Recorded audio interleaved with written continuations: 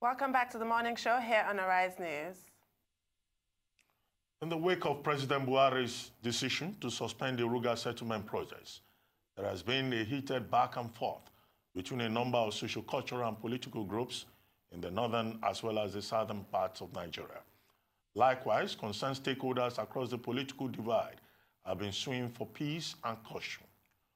What the federal government must do to douse tension generated by this development.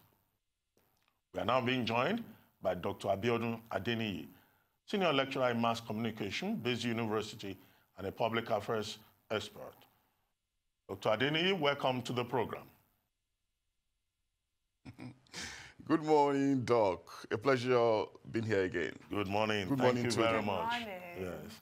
Now, the RUGA Settlements Initiative is generating a lot of tension in the country and between,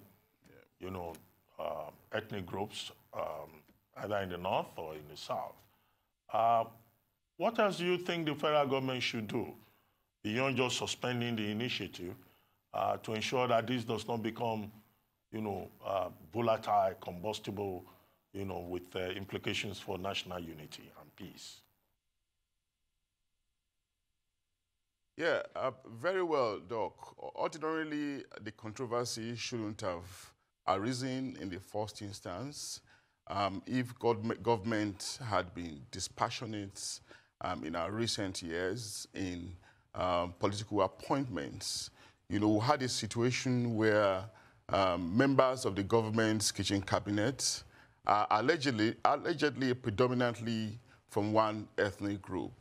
And there were complaints in different sections of the country. There were concerns, but government seemed impervious to some of these complaints.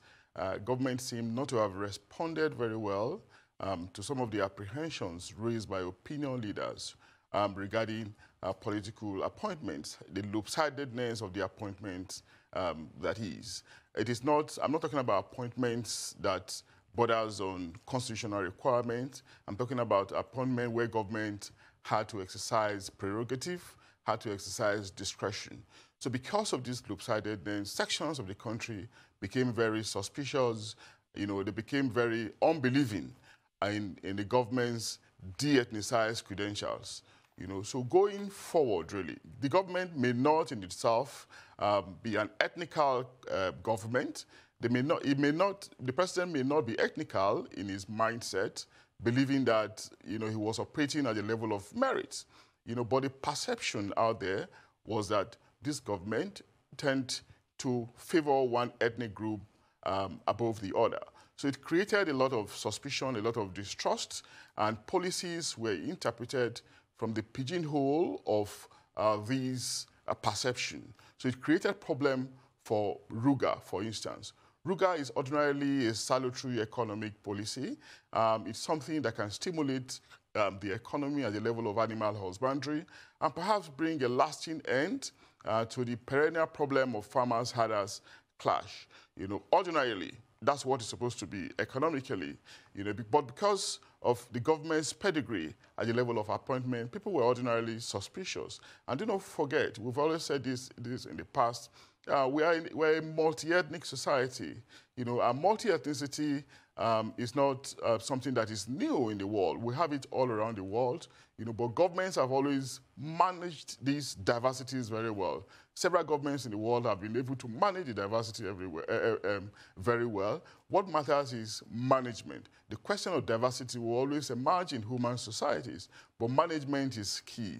Government at the center must actually show a very high level of dispassion in political appointment and should not privilege the interest of one group at the expense of the others. Yes, like I said earlier, the government may ordinarily not... Doctor, can I come in here? Even though the economic benefits are manifest, this is a lesson that social political considerations are also key. But the question that I have for you is that RUGA appears to be an initiative of the Federal Ministry of Agriculture. But already the National Economic Council has the National Livestock, what's it called? Livestock Transformation Plan. I forgot the T in the P. Yeah, so Transformation Plan by the Vice President. 179 billion naira has been devoted to this across 13 states in Nigeria, including Ondo and Edo states in the south. Not a murmur was heard about that, but RUGA seems to have inflamed tensions. Why is the federal government not synchronizing these overlapping regulations, and do you suggest that they do so going forward? Yeah, yes, Tudu. We cannot rule out the fact of desperation on the part of government to bring about a lasting solution to the perennial problem of farmers-herders clash, and the fact that the so-called herders were mutating into something else, into kidnapping. And we're also linking it up with Boko Haram's attempt to fund their operations through kidnapping and raising of money. So it was becoming a major security challenge.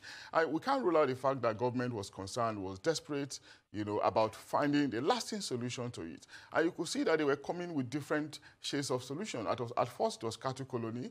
Next, it was livestock plan or so that you mentioned. And then we're talking about RUGA. You could see several solutions were coming one after the other, and states were reacting to it. People were reacting to it. So if a reaction to one appeared unfavorably, they moved to the next one. So RUGA came to the fore. But the point I'm making is that it's okay for a responsive government to find solutions to some of these problems, particularly when they concern security.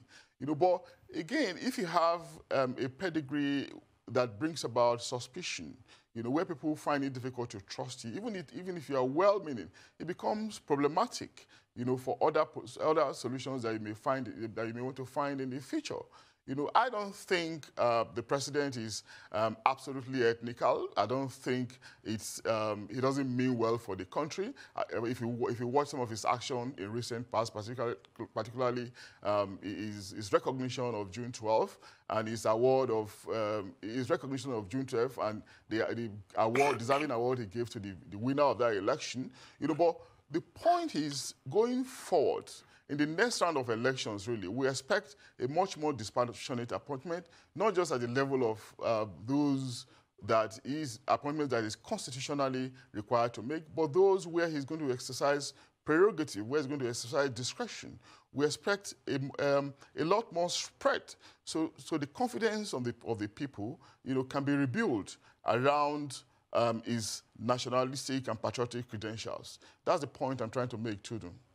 Well, what do you make of the threat by the coalition of northern groups, the umbrella body, we're told, of Arewa youth, the ultimatum that they have issued, that if within 30 days, state governments, in spite of the suspension by the federal government, do not allow these RUGA settlements, that they will have no option but to expel, southerners from the north.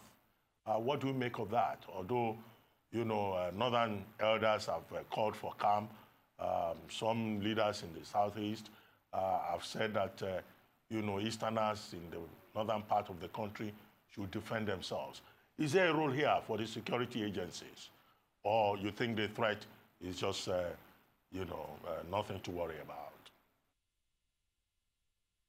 Yeah, absolutely, Doc. I think it's going to be something that we shouldn't worry about. At the end of the day, it's going to be one more noise that is full of sound and fury, and it's going to signify nothing. We have had this kind of threat in the past. I think people just call attention to themselves through the expansion of what I would call prebendal nationalism. If you want to be nationalistic, it's okay to do it at the level of religion, at the level of ethnic, at the level of your ethnic group or your tribal group. But when you come out to make this kind of statements, you know what you're just looking for is just some form of attention. I know it can inflame passion, but what again we should do is for the government to be much more responsive, to some of these threats.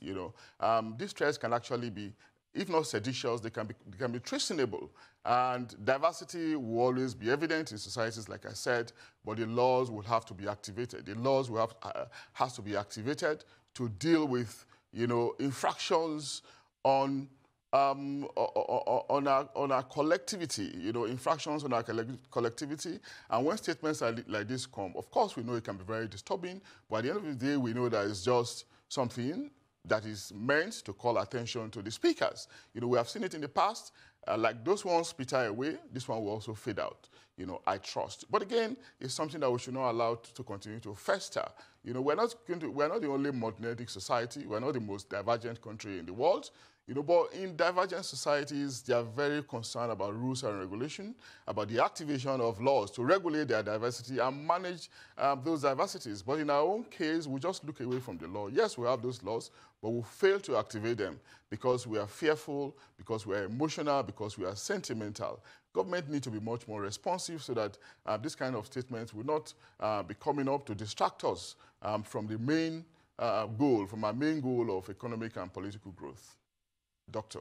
Activating that process, activating the law by keeping process that you just said would serve to meeting those conditions precedent that you mentioned earlier about, correcting the impression of partiality in some quarters that exists here. Now the RUGA idea has been suspended. It has not been terminated. But do you think that it has any hope going forward? Like I mentioned earlier, the livestock transformation plan has been accepted in Ondo and in Edo State. Do you think that in time, if those conditions precedent are met, that the RUGA idea can be broached again? Briefly, Doctor. But, there's a way. Yes, there's a sense in saying that there are languages that are permissible, that are common to government. Do not forget that government too has its own ego. If they come out to say they've cancelled it, it could give the impression of the government being confused. Cancellation could just be a diplomatic way suspension could be a diplomatic way for cancellation. So for me, I would just take the suspension as cancellation. It's just government trying to give itself soft landing. Katu Koloni came and died. Another one came and I think it died as well, just like RUGA came. And it's effectively dead as well. There might be some other methods, some other options ahead of them in the future, but it's okay, satisfactory that they have suspended it in the first instance. And I don't see it rearing its head again, giving the kind of revulsion, give the kind of apprehension and reprehension they got across the country. So suspension as a word is okay. Government will have to be concerned about its own ego as well, Doctor. Thank you very much. That's all we'll be able to take in this segment of the program. Thank you. Thank you.